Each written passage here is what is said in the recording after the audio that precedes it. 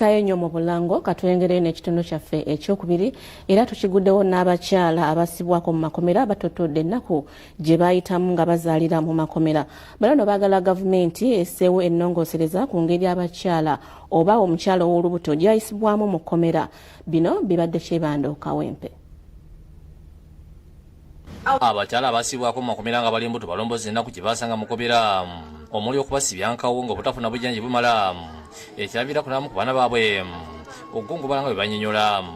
Bansiba naye lubuto nga luto nga nkyalimu eri embeera kulwalalwala kusesemasesema nga weetaagisa kale eddagala kati olwadde oba onyo ku ddagala oba ogendeko mu ddwaliro ng'ebyo si nnyangu n'oba toli lubuto naye ate obeera lubuto obanga olina omwana kikusukkako. Balira Benyamini obulenguzi eri mu kkooti nga batuuka n'okusibwa ku misango gye batazza.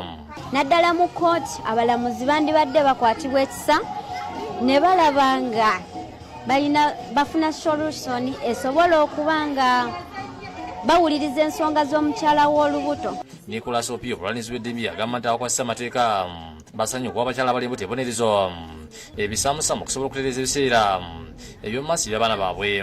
They are incarcerated in a police cell, in a prison, and are going through a court process. On top of incarceration, men seek to have sexual favors from them. Mukawevu okubudaabuda n'okwesuubira abakyala abasibibwa Pastor Francis Subi atandikawo ekibiina kya Waves of Hope n'ekigendero ekyokulabirira abaana babasibe n'okuyambako abakyala bava mu kkomera. Shifra Nantongo okuva mu kibiina kino wasabidde abantu obutasasula abakyala bano wabula okubakwatira kusobola okwekulaakulanya kuba bangi bagenda okuteba nga tebalina bebatandikira. Natali omukyala n'aba nti agenze mu kkomera kati ate bw'avaayo the public does not embrace her oba nemushaninga. Ebyo nga bitya avuka basomesiddwa ku ngeri gye bayinza okuyitamu kulonda okw'emirembe okw'omwaka ogujja okubangula abavuka kuwomeddwamu aba Open Space Center nga Ashirafu Kakaire wanyonyola.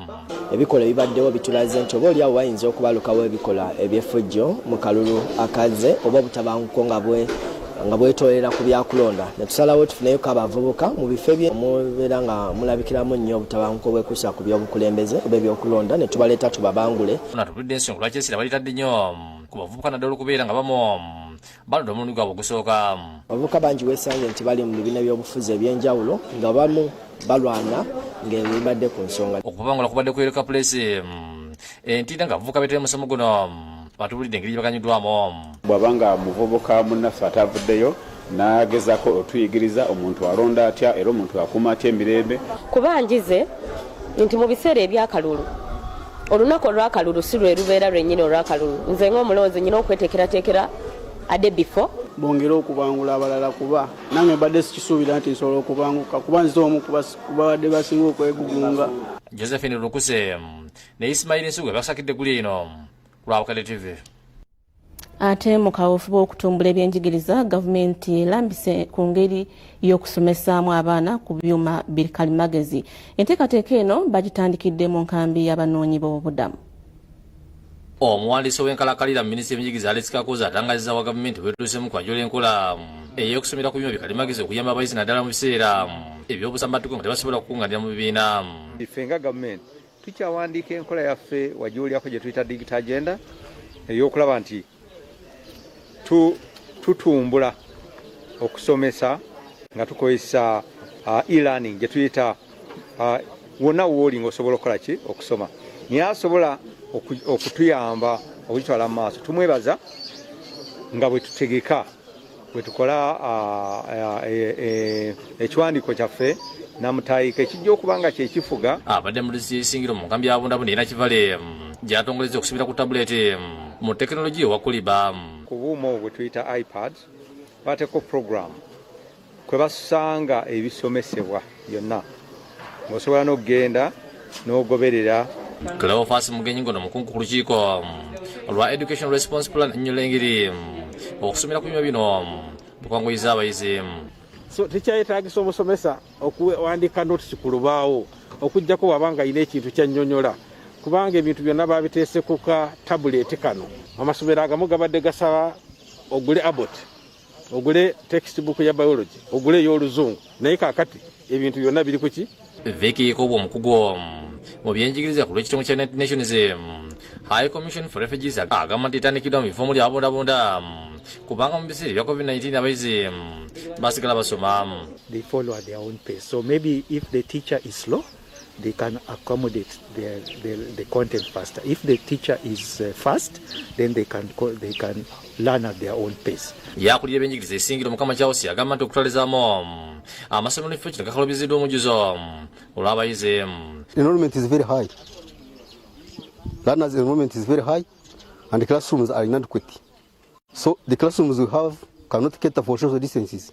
Ate ng'abazadde bateekateeka okusanyusa abaana baabwe mu ngeri ez'enjawulo mu biseera bino ebya ssekukkulu waliwo abaana bangi batalina mukisa ogw'okusanyusibwa n'okubeera ne bazadde baabwe. Kenneth Nganda, director wa Heart of a Child Foundation esangibwa ennamakwe mukono y'omu ku bannakiwe yeewaayo okuteeka akasi ku matama ng'abaana basubira bazadde baabwe mu bitundu ebitali bimu. Okulabirira abaana si kintu kyangu. Gwali eyo ayinza okuba ng'otulaba oyinza okutwala ekyokulabirako bw'oba olina omwana ne bw'abeera omu oba babiri. Okuliisa omwana, okumwambaza, okumujjanjaba n'okumusomesa, ebyo nno ebintu bya bbeeyi.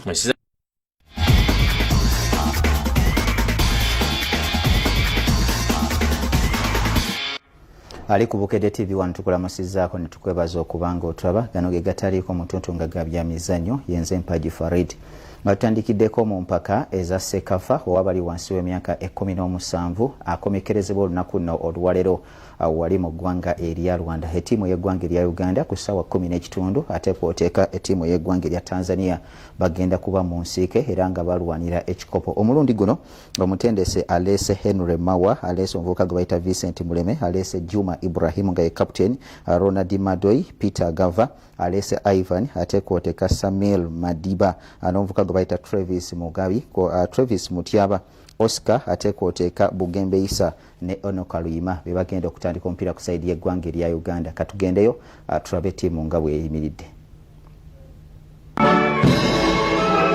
Fayinalo y'empaka z'omupiira ogw'ebigereeza abali wansi w'emyaka 17 eza Sekafa AFCON qualifiers mu ggwanga lya Rwanda wakati wa Uganda ne Tanzania ya ssaawa 10 ez'olweggulo. Eno egenda okubeera fayinalo ya Uganda ey'okubiri ey'omudiringanwa mu mpaka zino ng'ez'omwaka oguwedde ezaali mu ggwanga lya Tanzania kuba Ethiopia ku ggoolo 3-1. Kutana na kona iliyochongwa na Ibrahim Juma, anaruka somersault, alipiga kichwa kimoja. Uganda ne Tanzania zaayiseewo okukiika mu mpaka za Afrika ez'abali wansi w'emyaka 17 ezigenda okubeera mu ggwanga lya Morocco omwaka ogujja, nga kati ekirindiriddwa kwe kusalawo omuwanguzi w'empaka zino eza Sekafa ng'omutendesi Hamza Lutale asuubira buwanguzi. Tanzania ezannyanga ffe era nga tebukyukanga nnyo naye temanyi tubasingako ku nsamba yaabwe, si balungi mu kukozesa omupiira. Kyensuubiza abantu tujja kusobola okubeera nga tubawangula kubeera kino nga tudifendinga ekikopo kino okiza e Uganda. Uganda okutuuka ku fayinalo yavudde mu kibinja ekyokubiri omwabadde Ethiopia ne Kenya ng'ekikulembedde n'obubonero. Mukaaga ng'ogwasooka yakuba Kenya ku ggoolo 5 ku bwereere, ng'ogwazzeeko yakubye Ethiopia ku ggoolo 3 ku bwereere. Ku luzannya olwa semifayinalo Uganda yakubye Djibouti ku ggoolo 1 ku bwereere eyateebeddwa omuteebi wa KCCFC. Oscar Mawangono yakulembedde abateebi mu mpaka zino ne ggoolo 6.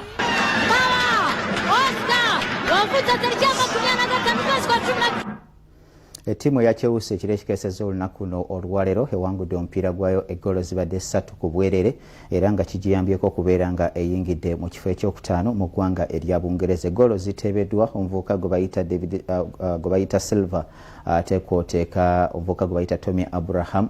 Katugende tulabe ku ggoolo za Chelsea zeeteebye. Derby date for Chelsea as the Blues welcome West Ham United to Stamford Bridge. Sadly, the return of supporters to Stamford Bridge was short-lived. Games in London. That's going to take the corner. Thiago Silva! Chelsea take the lead. A bullet header from the Brazilian. For himself, it's come through to Abraham, who tucks it in for 2. And there is the daylight that Chelsea were after. Tammy Abraham